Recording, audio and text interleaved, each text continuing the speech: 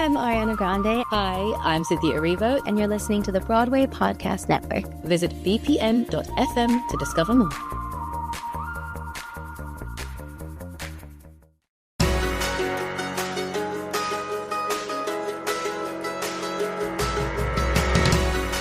Hey everyone, welcome to another all-new episode of the Theater Podcast with Alan Seals. That's me, I'm your host, Alan, and today we are diving deep under the sea for a behind-the-scenes look at The Little Mermaid, now running at Paper Mill Playhouse in New Jersey through June 29th.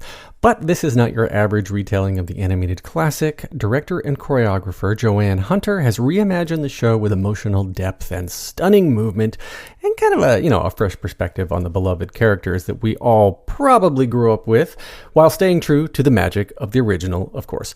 So in this episode, at the press day that happened back in May, I chatted with members of the cast and creative team to talk about their bold audition choices, rethinking what it means to be, a mermaid or a crab or an eel on stage, and why this production resonates on such a human level. So we laugh, we have some insight, there's some heartfelt moments.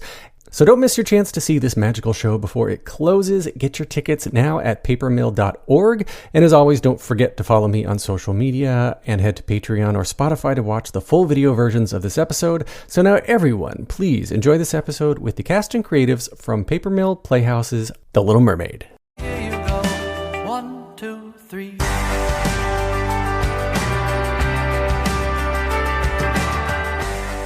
I am Joanne M. Hunter. And why are we whispering? I don't know. I don't know.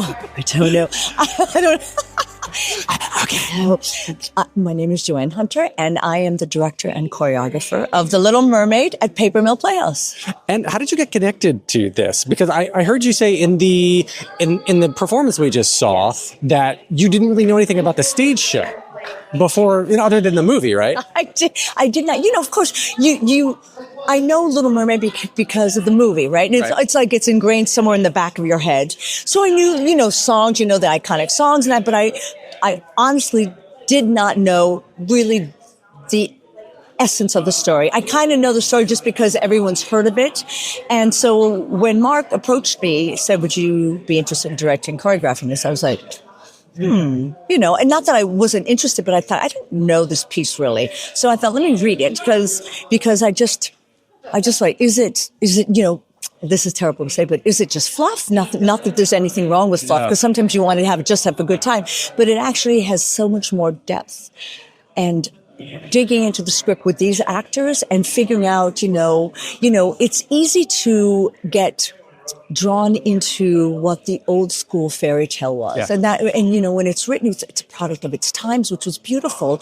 But how do we pay absolute respect to the book, to the writing, but then how do we embody and embrace a more today's point of view with young people, and I'm not saying we have to change any dialogue or anything, but it's the way you delve into it and you come to terms with each character. So that was really interesting. And when we got to talking, when we work on scenes with the actors, talking about, okay, what is it that you want here? What is the most important thing? And it was so interesting that we actually found, or I found, more depth than maybe is just on the surface, no pun intended. Yeah. Pun taken. That's really interesting because I was just thinking as you were describing this process that taking it from an animated medium to a human real life medium, I mean, when you're voicing an animated character, you're supposed to bring all this stuff to the character anyway. But bringing it into real life, you're layering on top like all the facial expressions, the micro expressions, the body language that is very important to interpersonal communication. You were saying between like Kriska and our gentleman playing Prince Eric, like the two of Mark, the two of them have this relationship that we haven't seen previously. No, and I think, it's easy to go into those stereotypes as, for instance, with Christopher's role of Grimsby, right? He's this you think of him as he comes from, he's in the world of royalty, right? Mm-hmm. He's there to take care of this prince. He worked under his father who was a king. This is what you're supposed to do. But human beings are much more rounded than that. Yes, that is his job, but he also sees the struggle that this young man has. Yeah. And even though he wants him to take over and lead this world that he's in, he also understands that he has conflict. But he also sees in him that conflict is what's going to make him a great leader. I love that. I'm applying the knowledge that I just uncovered in the last few weeks. I put together an podcast episode all about Howard Ashburn because his birthday was just a few days ago. Oh, well, happy birthday. May 17th would be his birthday. Wow. Okay. And Little Mermaid he and Alan Menken came in and turned Disney animation around. Completely. And it was the first time in decades that anybody had written songs that actually progressed the story and gave the characters depth. Absolutely. And so now here in the stage production, how much of what we hear, what we know, and what we expect from the animated classic are we going to see? And then, like, how is that layered in with the new stuff that's also progressing, or that not new stuff, but the stage songs exclusive to the stage performance that are going to push the characters forward? That's a great question. I think that, when you're watching an animated piece, and really well done animated pieces, as Disney does, as Pixar does, they humanize within the cartoon, for a lack of the better way to say it, animation as well as a cartoon. But they are, what they do well is bring humanity and humanizing these cartoons, these animations. We then now have to almost reverse that because we have real people on stage and we are bringing what we have in our heads, especially an older generation who have seen that movie, right? We have live actors on stage and we have to use our imagination so much more. But with great actors, which I have, I'm so lucky that they are able to embody. And how do we embody people who don't live on hard ground? Right. Or not people, but beings that don't live on hard, that beings live in the water. That how did you do that without it feeling campy? And actually, I don't mind campy. I love campy. Cheesy.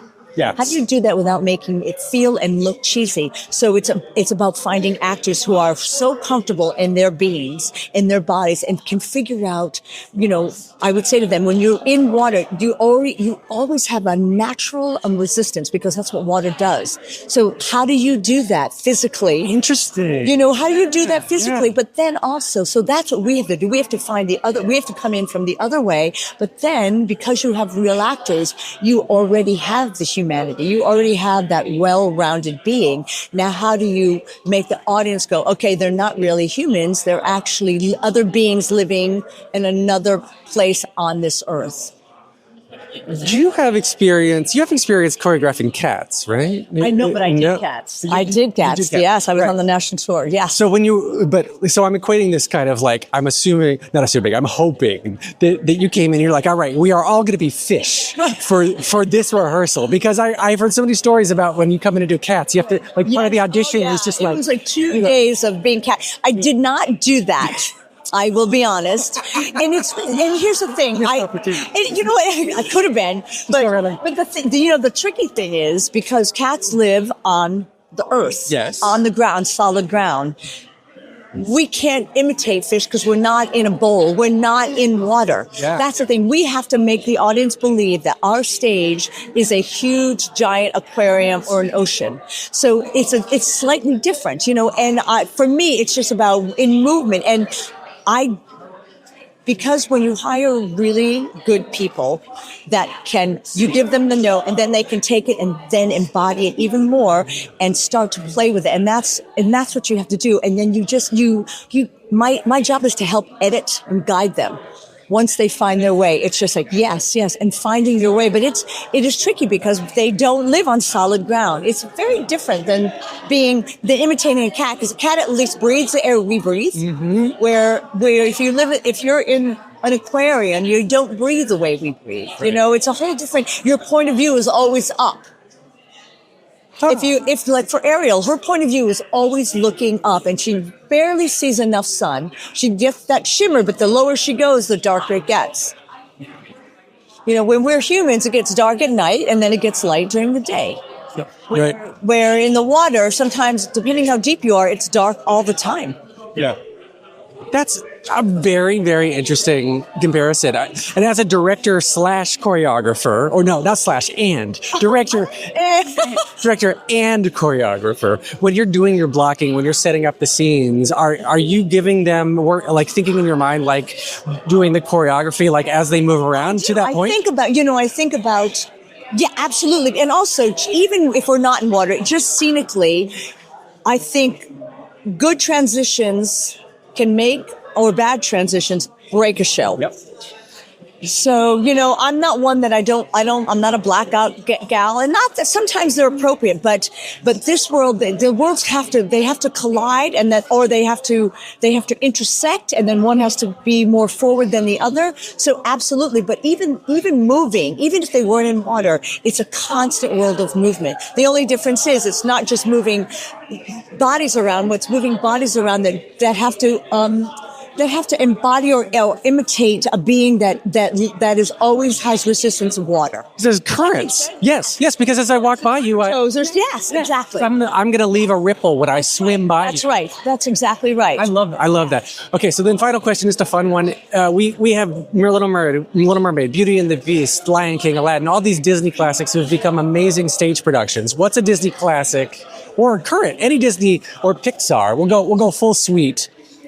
Okay, let's do all Disney properties, including Star Wars, if you want to go there, that you would like to see be made into a stage production. Okay, can I ask a question? And you might have to edit this out. Is Up a Pixar? Is that does Disney own Pixar? Yes. Excellent.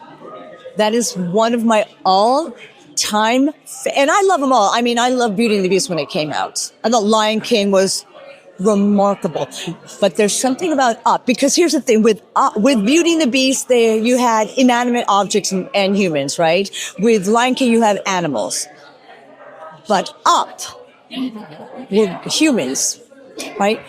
And that first like 10 minutes, I remember talking with my husband. We were both looking at each other, going, "Are we going to cry? Are we going to cry? Are we going to cry? What's going on?" It was so magical. And it is good. That animation was so beautiful because the detail and the facial expressions looked so real.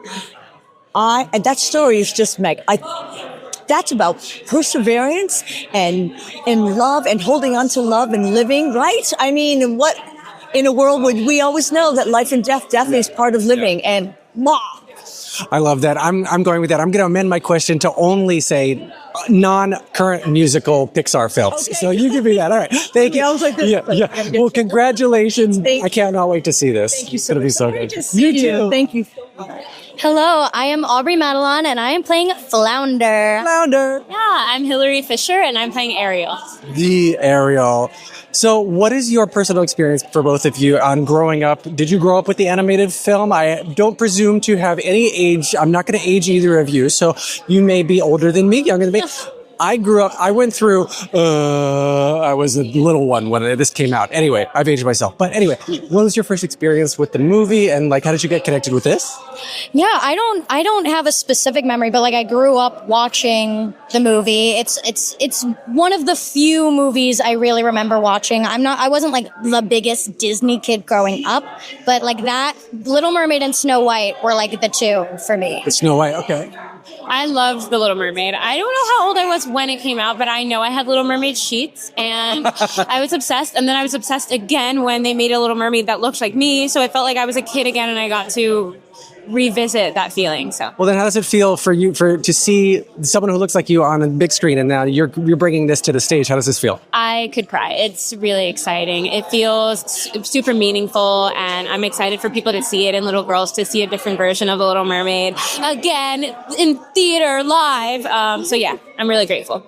And then for you playing Flounder traditionally played by a little boy, and is actually a fish. So when you get the call, the audition to be I'm going to be a flounder, what are you thinking?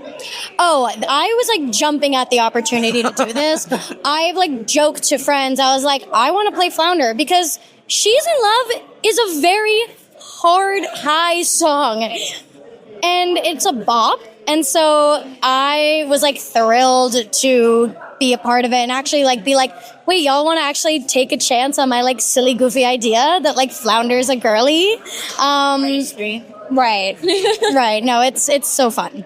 So then watching the rehearsals, I don't know how long you've been in rehearsal so far, but like everything, we saw 4 performances today. It all seems so great to watch it all come together and to see like have your numbers combined with the ensemble and have the full cast just go out full out like this. You know, what's going through your mind when you're seeing everything put together for the first time? I can't believe how good this cast is. It's like every single person is bringing something so spectacular that it's been really cool to put it all together because all of the Merce sisters, they each have their own personalities and this is adding to the story. And I feel like a kid at a candy store. It's really fun. Yeah, I mean, it's so magical. And I was saying earlier, this like score is so beautiful. What a gift to be able to sing this score. But also this cast in particular are like singing as well as dancing. Like Under the Sea, they are doing so much, and it's so awesome. It's the coolest thing in the world. Okay, so here's the hardest question. Last one though. If you could take any non-currently a musical Pixar film and turn it into a Disney musical, because Disney owns Pixar, of course, which one would you choose? It's hard to remember which one is Pixar and which one is Disney. Any non-animated one. I mean, sorry, any non-musical. Pixar? Yeah, Inside Out would be a really good musical. You would be such a good Joy. Thank you. I want to. What's Sadness? The little one. Oh my god! But Anxiety is also so good. Yes. I'd just be embarrassment. Yeah. I just like walk around with like my hood up the whole time. Wait, I that would be really good. It would be a great Get on it. Make it happen. You hear me, Alan Menken? Right. This is coming at you. Right. Oh, thank you. Congratulations. I cannot wait to see this on its feet for like full stage. Thank you so much. Yeah. Don't go anywhere. We'll be right back after this break. Welcome back to the episode. Hi, my name is Haven Burton, and I'm playing Ursula. And my name is Jared Goldsmith, and I'm playing Scuttle. Wait, was that part of the audition with, say like, what weird bird noises could you do? No, actually, that wasn't part of the audition, but I just felt it really, I needed to be bird-ish to really do the part. So both of these characters are very they're character-driven, like hardcore. I mean, Ursula is not a normal person. Scuttle is not even a person. What do you mean? She's totally normal. Well, not in my world. Yes. But like, were part of the callbacks, part of the auditions? What was it for the two of you that like when you hooked in and found like who these characters are, inside you? I always make like a little bit of I call it a character cocktail where I draw inspiration from different people and that kind of informs how I play the role. So my character cocktail for Ursula, and I hope I'm not giving too much away, is a little bit of Helena Bonham Carter, a little bit of who was it? Donna Murphy from Tangled, and then a little bit of Chris Sieber as Lord Farquaad. That is my character cocktail for Ursula, and I think that they're that does me well. I think that's brilliant. Goes down nice and easy. Yes. It's just a sprinkle of Lord Farquaad. Dash. Do you have a character cocktail or what? For me, I think a lot of it really does come down to that voice and finding that real squawk of a bird, because I think that just helps to sort of inform who that character is. And Scuttle is he's almost like a salesman at times, trying to outsmart and outwit, and he thinks he knows, but he really just has a bird brain. Literally. So it's kind of tapping into that almost salesy person at times, which I think is great. The original voice of Scuttle, now I forget his name, but he was Marcellus in The Music Man. Herbie. I know listeners are going to come at us. Anyway, yes, I know. I'm drawing a blank. I'm thinking Benny Hill, but that is totally wrong. Anywho, but yeah, I think it's really just it's leaning in. For me, I get a lot with the voices, and that helps me to sort of get in there. And on stage or in the rehearsal room, it's really using my wings to kind of feel like a bird. So one of the things that like I've done so many interviews and talked to so many people that like in auditions, This is the best one. and this is the best by far because we can't remember Kirby, whatever his name is. Oh God, it's gonna come to me at the end. Is make bold choices when you come in for the roles. Make bold choices. Make bold swings. They can all directors. Everyone can bring you back. They can't. It's harder to push you forward. So when like for Ursula, for Scuttle, what did you do coming in that you were like, this is what I'm swinging for. I'm going big. And if they don't like it, screw 'em. Yeah, I made a lot of bold choices. I think, trying to pay homage to the original animated. Buddy Hackett. Buddy Hackett. I knew it was coming. All right. Oh my God, that was no. That was important, and I'm so glad that we got there. Our 17 went. yeah. It completed. Okay. That's good. Yeah. Paying homage to like Pat Carroll, wanted to make big choices, but physically and vocally, I'm not a Pat Carroll, so I had to really kind of make it my own. And my only intention coming in was I'm going to be the biggest idiot that I can. Good. And if this is the vibe that they want, then this is going to be a lot of fun. And it was. So we're having a great time. Awesome. Yeah. I did come in a white suit, actually, which I should have worn today. I wore my beige hoodie to, just feel bird color, seagull color, and cool. Yeah. Exactly. He's cool. You have like a little poop on your shoulder. Exactly. But I think that the outfit was a bold choice. That was kind of like, oh, this is a direction we could go in. I do remember Joanne had me try a different take with a bit more of an owl take to it. I think just to kind of see if I could take something else and run with it. So I totally gave him the more John Oliver British bird version. It wasn't John Oliver, a bird in The Lion King. Zazu. Yeah. Buddy Hackett. Buddy Hackett's who were I think really referencing in this, even though I feel James Earl Jones, right?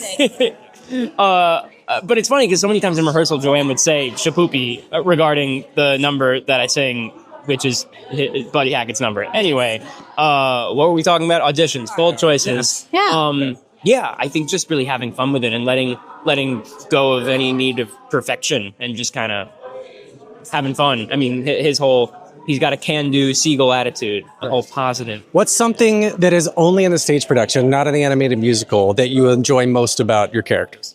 Oh, I love that Ursula gets some lore and some backstory. So that's really fun for me. Ooh, yeah. Don't spoil it, but now I got to see it. I won't, but it does, insinuate that Triton and Ursula are siblings, and it gives a little backstory to that whole... I thought you were going to say lovers, and that's not... Nope, not that one. Nope, wrong show. And Scuttle gets a great number called Positivity with lyrics by Glenn Slater, which is not in the movie at all. And it helps Ariel find that confidence to get on her feet, literally, and fall into the arms of the prince, literally. So it's a very fun number. Literally. It's so good.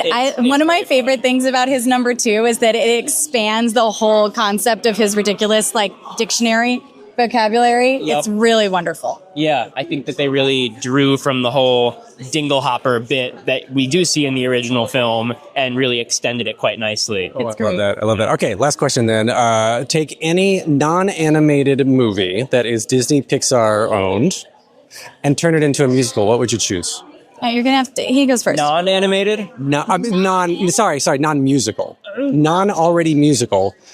Meaning it wasn't a musical in the animated version? Joanne said Up. Oh, because there's no music in it? No music in it. What animated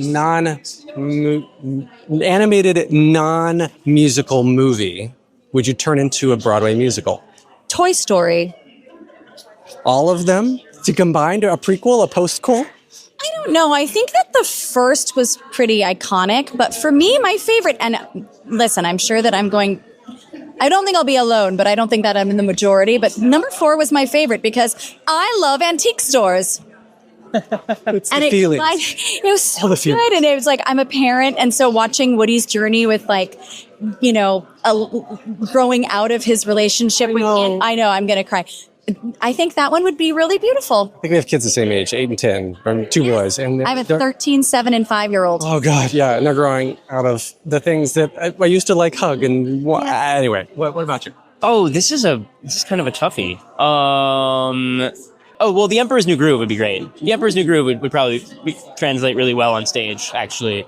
And then you have like the dragon, and like that could become a whole thing that translates well. I like it. I would like to see The Emperor's New Groove. And I guess in terms of Pixar, maybe The Incredibles could be interesting. Oh my gosh, that would be really fun. I'd like to actually see Pixar make a musical. Yeah. Because I know for a while they were like, we don't want to do a musical, and I feel like we haven't really seen one from them. So that would be interesting. Wall-E. That would be another really good one. That is one of my absolute favorites. Great. Absolute And favorites. I'm just already visualizing all the fun things you could do with the. Oh, that would be And you great. can incorporate some of the Hello Dolly. Yes. Oh, yeah. Oh, that's You have Bernadette Peters come on, make a walk on roll. Right, exactly. Well, thank you so much. Thank you. I cannot wait to see this on its feet. It's going to be so good. It's really fun. You have to bring your kids. I will. Bring the whole family. I will. Yeah. Hi, I'm Sean Patrick Doyle, and I play Flotsam. And I'm Nick Cortazzo, and I play Jetsam. And I'm Alan Seals, and I'm your host for this interview. Hello. So, and they're bringing these slimy eels to life. What? You guys both have such a delicious grin on your face. Yes. We're like, yes.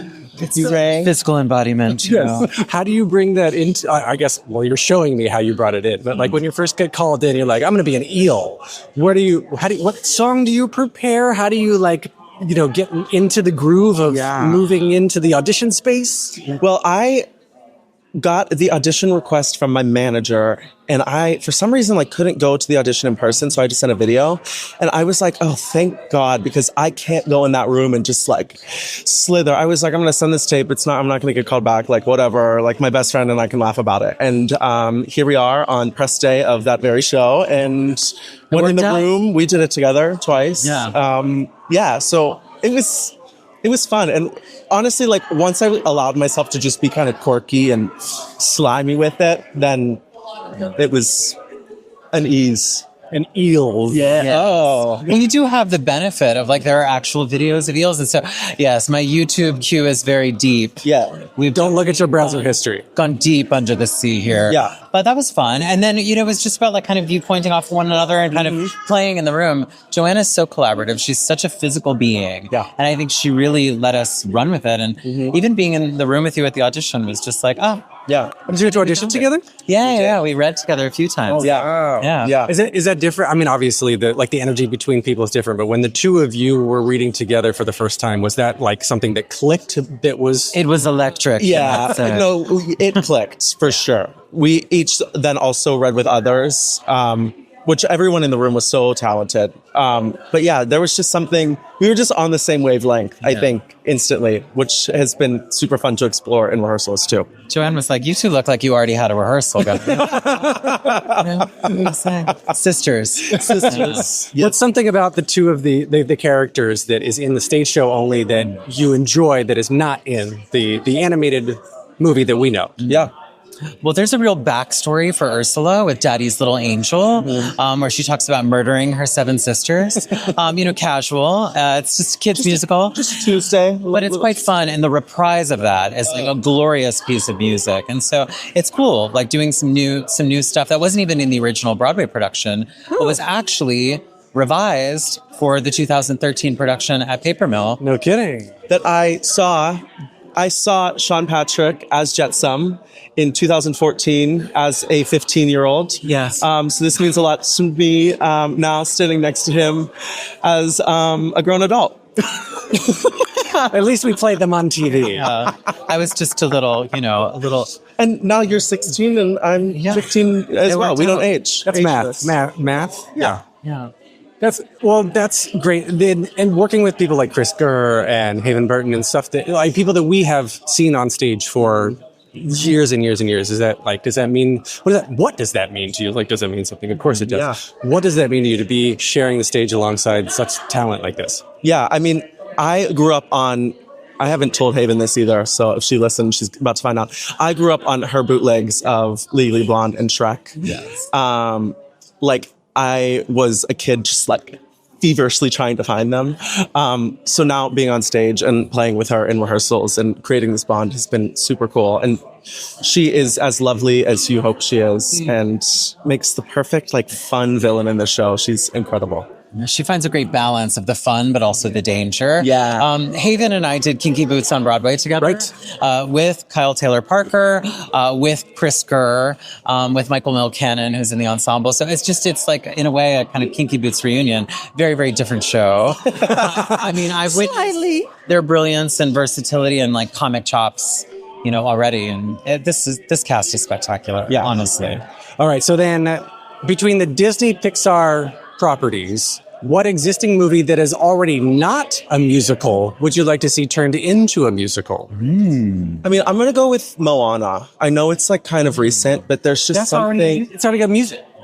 Oh. No music. You're cheating. No music? Can't have music. No, like, No. Finding Nemo. I know, like, there's the stage version in Disney, but that is spectacular. And the fact that they didn't bring that to Broadway is crazy. Yeah, Nemo's a great choice. I mean, do we want to go full existential, like WALL-E? Or Haven said WALL-E. You know what I mean? But I'm a fan of, like, the Leica Studios stuff, like Coraline and the Box Trolls. Shameless plug. That. But yeah, I mean, let's turn them into a... You were in what? Yeah. The Box what? What? Yes, I did the singing for Ben Kingsley in that. But I think it would... You heard it here first? Yeah. It would make a great musical. Yeah. I think so too. Up was, I think, is my choice. Oh. I am shocked we don't have more Pixar Broadway musicals. They don't do music. Pixar, I don't think have they ever done anything with music? I think it's always been Disney. Not really. But they can write it.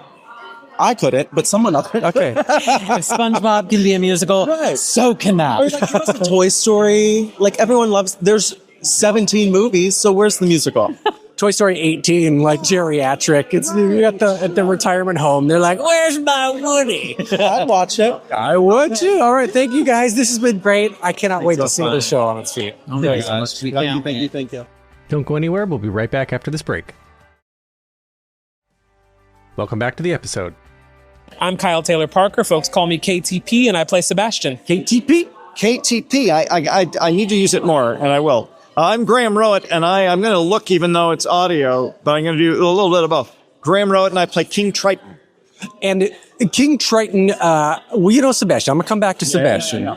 King Triton, I believe, is one of the lesser appreciated characters in this, because as a now dad myself, I'm like, if my girl went off and was like going up to the other side, the surface, I would be hella pissed. Yeah. You know what I mean? And then if her best friend was coming back, anyway. So like, do you have kids? Are you relating as a dad to bring this all in? Because I was talking to Joanne, and to take this from animated version into real life version, it's a bit of a switch. So I have a 14-year-old son, and so I relate in that respect. But a lot of people see the fantastical parts of this story, and I've said this to Kyle, so KTP, a couple times, because we've been.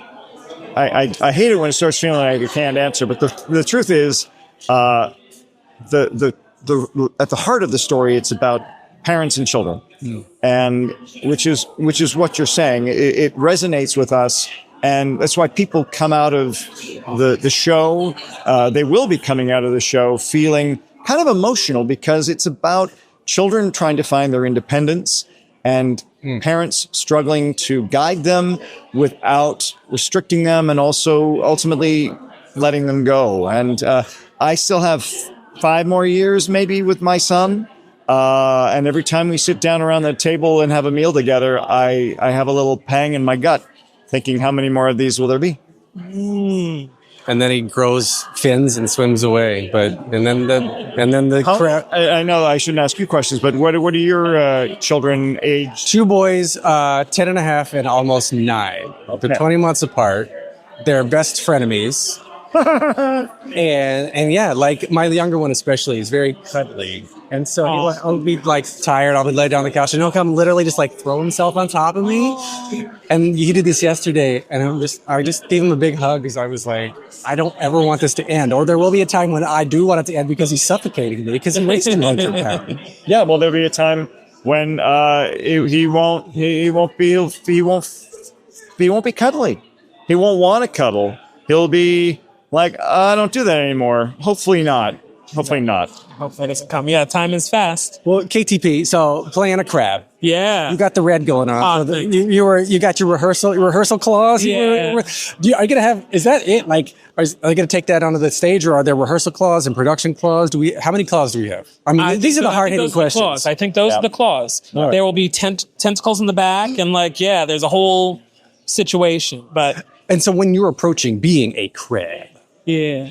Are you coming in making, like, for audition, I'm asking everyone for, like, their bold choices they're making, like being a fish, being an Ursula, whatever, a squid? Yeah, I guess Ursula's a squid. Yeah. Like being these incredibly not octopus. Yeah. Being these incredibly not human or human-esque people. Yeah. Triton's a little bit more human, at least the upper body. Man. Yeah, so you've been going to the gym, I can tell, like Triton. And you're ready. Right. So, like, how are you approaching it? Like, when you get the call, you're like, I'm going to go and be a crab. How are you coming in? What choices are you making? What are you doing to stand out? Yeah, I feel like as an actor, I'm always inside out first. So at the audition, I was focusing on the spiritual side of being a crab, so to speak, and finding that. And I think I was like maybe gesticulating a bit, but more from the idea of like what I imagine my Caribbean step uncle would do. And then once I got the job, I've just been playing so physically every day. When you have it, there's nothing to lose. Then you can just play. I mean, I wish I had have been as brave in the audition physically, but I got here. Well, what was that process like though? Because if you're coming in and they're like, all right, try it again, more scuttling. I mean, no pun intended, but like, crabs kind of scuttle around. Yeah. I think the redirection in the audition was, can you play with the frantic physical nature of Sebastian? He's always really worried. Right. And then I just did. Then you stopped taking your anxiety meds and came back in for the callback, and the rest is history. Yeah. So what's one thing about the characters that you guys are playing in the stage version, that you do in the stage version, that's not in the musical, in the movie that we know? Because I love surprises. I love bringing this, because Kyle and I have never seen the movie. What? Yeah. Yeah, true. I haven't. Are you from this planet? Yes. I for whatever reason, wasn't watching it, but. Yeah, I think the movie came out when I was a single dude in his 20s, and I think that nothing about the movie at the time was like, I'm going to go to the movies to see that, because I was a single dude in his 20s, and it wasn't the time or place.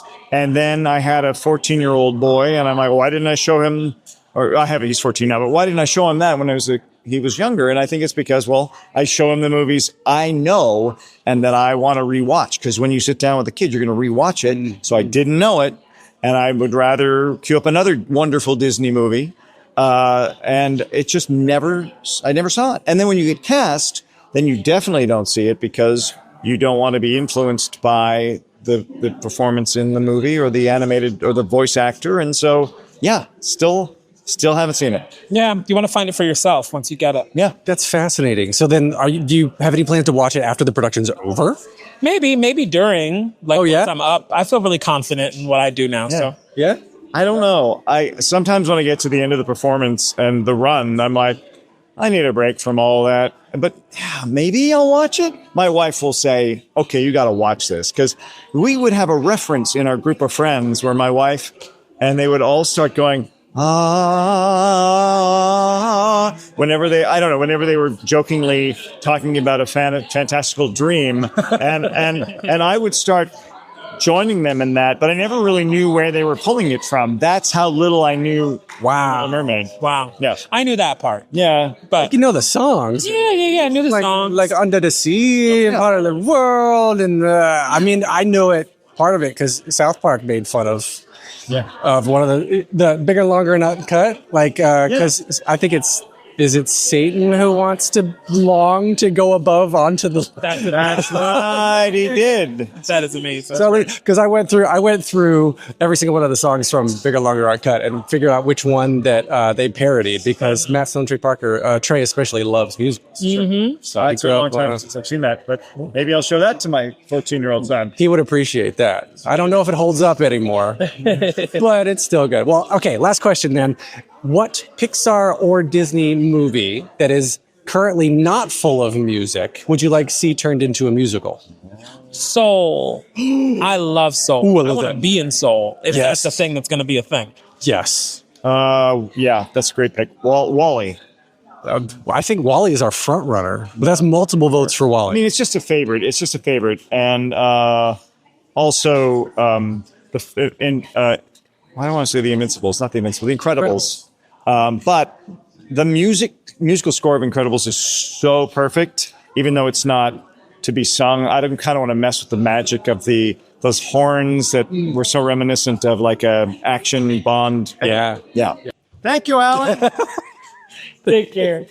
I'm Lawrence Doyle, and I play Prince Eric. And I'm Christopher Gurr, and I play Grimsby. So you two are the royalty. That's right. Royalty. And I love what Joanne Hunter, the director choreographer, was saying in our production. The demo we just saw was that like Grimsby and the Prince Eric have such an emotional connection that we don't really get to explore in the animated movie. So like, what did the two of you do to really like bring that to the stage and explore that? Well, I'll be honest, we didn't talk about it on the sidelines. This is just that good. Well, no, it's not. It's not that. It's just we do have good instincts. Yes, and I think it's a good fit. Yeah, it is a good fit, and the story does nothing but support that idea to me. It's like, what? I mean, we start with we're on a ship when we start. He's having a fantastic time. I'm having a terrible time. Makes me ask the question, then why is Grimsby there? Did someone hold a gun to his head? No, he loves the boy. He wants to make sure he's okay. He wants to make sure